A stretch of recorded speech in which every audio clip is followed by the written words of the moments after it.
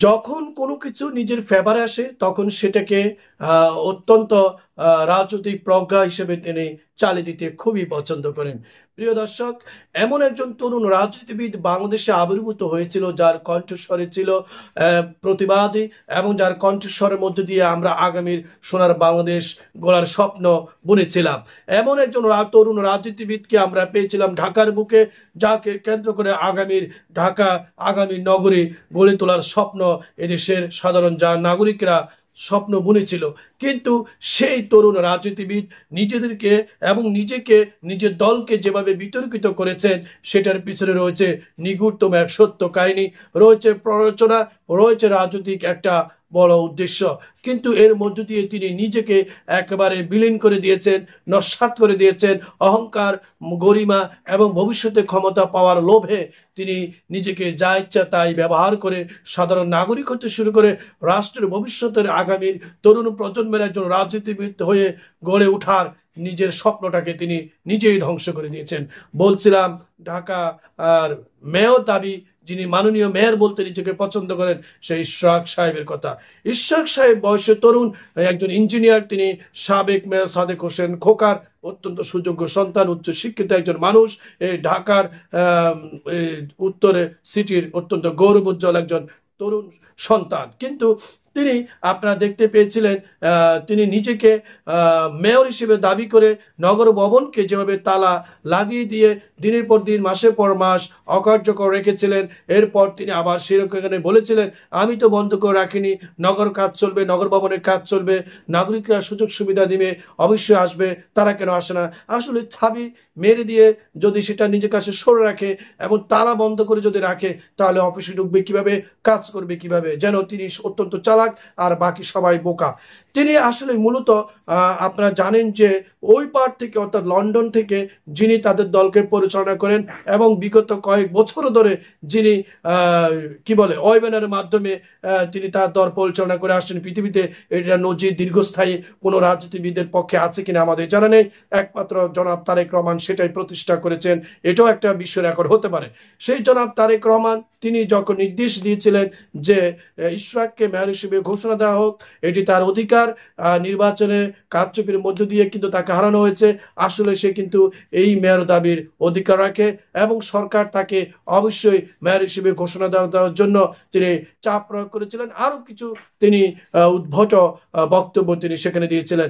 এর মধ্য দিয়ে কিন্তু ইশরাক সাহেব ঝাঁপিয়ে পড়েন বর্তমান অন্তর্বর্তীকালীন সরকারকে কোণঠাসা করে।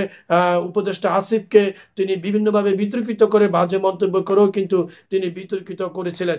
সেই মুহূর্ত এখন কিন্তু আর নেই। আপনারা জানেন, পরবর্তীতে যখন জনাব ডক্টর প্রফেসর ইউনূস সাহেবের সাথে যখন তারেক রহমানের বৈঠক হয়ে যায়, তখন সবকিছু মিটমাট হয়ে যায়। শুধু একটা জিনিস ফয়সালা মিটমাট হয়নি, সেটা হলো ইশরাকের মেয়র হওয়ার দৈব স্বপ্ন। আপনারা জানেন, বিএনপি বরাবর দাবি করে আসছে বিগত সরকারে যে লাস্ট নির্বাচন হয়েছিল, তার আগের যে নির্বাচন হয়েছিল, সেগুলো ছিল দিনের ভোট রাতে এবং সম্পূর্ণ কারচুপির মাধ্যমে, অবৈধ ঘোষণার মাধ্যমে এই নির্বাচনগুলো হয়েছিল। তারা অবৈধ ঘোষণা দিয়েছিল। সেই অবৈধ সরকারের অবৈধ নির্বাচনে, অবৈধ নির্বাচন কমিশনারের দেয়া রায়ের বিরুদ্ধে তারা যখন নিজেকে আপিল করে সেটাকে বৈধ করার চেষ্টা করেছিল, তখন অবশ্যই সারা রাষ্ট্রে কিন্তু কথা উঠেছে যে অবৈধ নির্বাচন অবৈধ ঘোষিত নির্বাচনের মেয়র কিভাবে নিজেকে বৈধ দাবি করে তিনি নিজেকে মাননীয় মেয়র হিসেবে পরিচিতি লাভ করার উদ্দেশ্যে নিজেকে মন প্রাণ উজাড় করে নিজের রাজনৈতিক ক্যারিয়ারকে ধ্বংস করে দিচ্ছেন। প্রিয় দর্শক, তিনি শুধু বিএনপি জনপ্রিয়তাও নষ্ট করেননি, তিনি তার নিজের জনপ্রিয়তাও নষ্ট করেছেন। আমি বিশ্বাস করি, যদি জনাব ইশরাক সাহেবের এই আসনে যদি শক্তিশালী কোনো বিপক্ষ দলের তরুণ কোনো নেতাকে যদি সেখানে দাঁড় করানো হয়, আমার বিশ্বাস যদি ভোট সুষ্ঠুভাবে হয় এবং নির্ভেজালভাবে হয়, তাহলে অবশ্যই ইশরাক সাহেব এখানে বিশাল ভোটে পরাজিত হবেন। কারণ তার প্রতি এখন সাধারণ জনগণের কোনো আস্থা নেই। তিনি তার ভিতরে রাজনৈতিক যে একটা নেগেটিভ যে ছায়া ছিল, সেটা তিনি এর মধ্য দিয়ে তিনি ফুটিয়ে তুলেছেন। তিনি জনগণের সামনে উন্মোচিত করেছেন। জনগণ জেনে গেছে আসলে এটা তার লুকায়িত চেহারারই একটি বই প্রকাশ, যেটা আসলে তিনার মধ্যে দিয়ে আমরা জানতে পেরেছি। প্রিয় দর্শক, তিনি আরেকটি বাজে মন্তব্য করেছেন আমাদের দেশ পত্রিকা নিয়ে। তিনি বলেছেন আমাদের দেশ পত্রিকা একটা ফালতু পত্রিকা, এই পত্রিকা নাকি কোনো এক সময় এটা অর্থাৎ চানাচুর অথবা বিক্রেতাদের ঠোঙ্গা হিসেবে ব্যবহার হবে। এর মধ্যে তিনি আরেকটা ইঙ্গিত দিয়ে দিয়েছেন, ভবিষ্যতে যদি এই বিএনপি ক্ষমতা আসে তাহলে তাদের বিপক্ষে যে সকল পত্রিকাগুলো লিখবে তারা সেই পত্রিকাগুলোকে বন্ধ করে দিবে, অর্থাৎ স্বাভাবিক স্বাধীনভাবে পত্রিকায় সাংবাদিকতার যে চর্চা সেটা তিনি বন্ধ করে দিবেন। এর মধ্যে দিয়ে বিগত সরকারের যে ধরনের আচার এবং যে ধরনের কালচার আমরা দেখেছিলাম গণমাধ্যমগুলোতে, সেই কালচার আমরা কিন্তু সম্ভবত ভবিষ্যতে বিএনপি ক্ষমতা আসলে আমরা দেখতে পাবো। এরই কিন্তু একটা আভাস তিনি দিয়ে দিয়েছেন।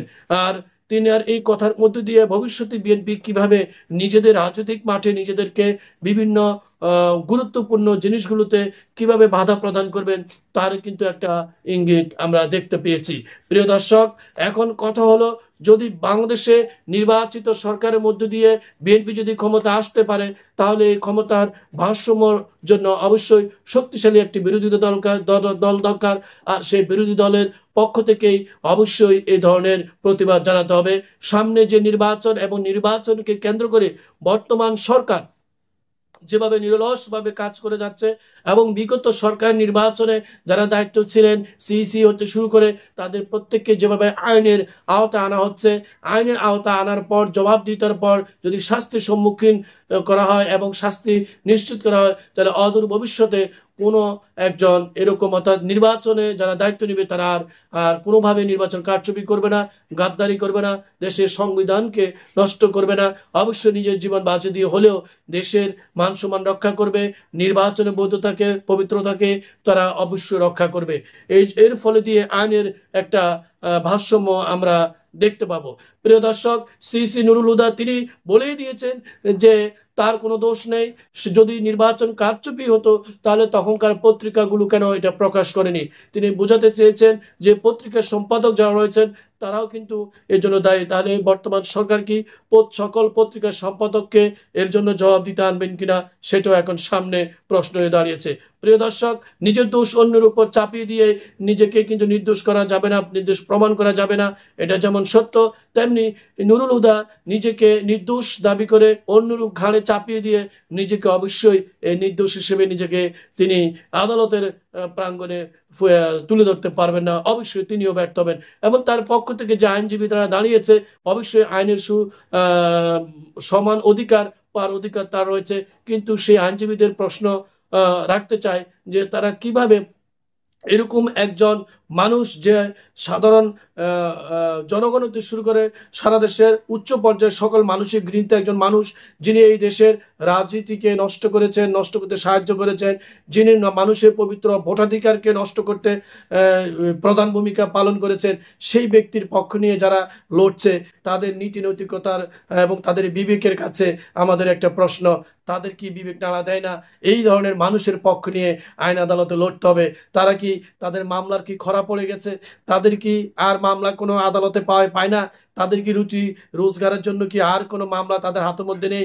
এটা কি লড়তে হবে না? এখানে প্রচুর টাকা আছে, নিজেকে আলোচনা আনা যাবে, টেলিভিশনে পর্দায় পত্রিকা পর্দা আসবে, হিরো হওয়া যাবে এবং এই হিরো হওয়ার মধ্যে দিয়ে তারা ভবিষ্যতে আরো অনেক বড় বড় মামলা তারা ডিল করতে পারবে, সুপরিচিতি পাবে।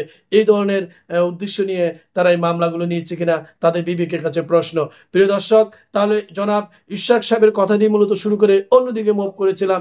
জনাব ইশরাক সাহেব এখন যেভাবে রাজনৈতিক ভূমিকায় তিনি রয়েছেন এবং তিনি কি তার জনাব তারেক রহমানের পক্ষ থেকে কোনো ধরনের কোনো সিগন্যাল তিনি পাচ্ছেন কিনা, যখন যা মন চায় তার ফেসবুক ভেরিফাইড পেজে যা ইচ্ছা তা লিখে নিজেকে যেভাবে তিনি অনেক বেশি রাজনীতিবিদ, সুগভীর রাজনীতিবিদ, অনেক বড় একজন লেখক হিসেবে, সুপণ্ডিত হিসেবে নিজেকে তুলে ধরছেন, সংযম করছেন না, সে নিজেকে ধৈর্য ধারণ করতে নিজেকে নিজে কন্ট্রোল করছেন না।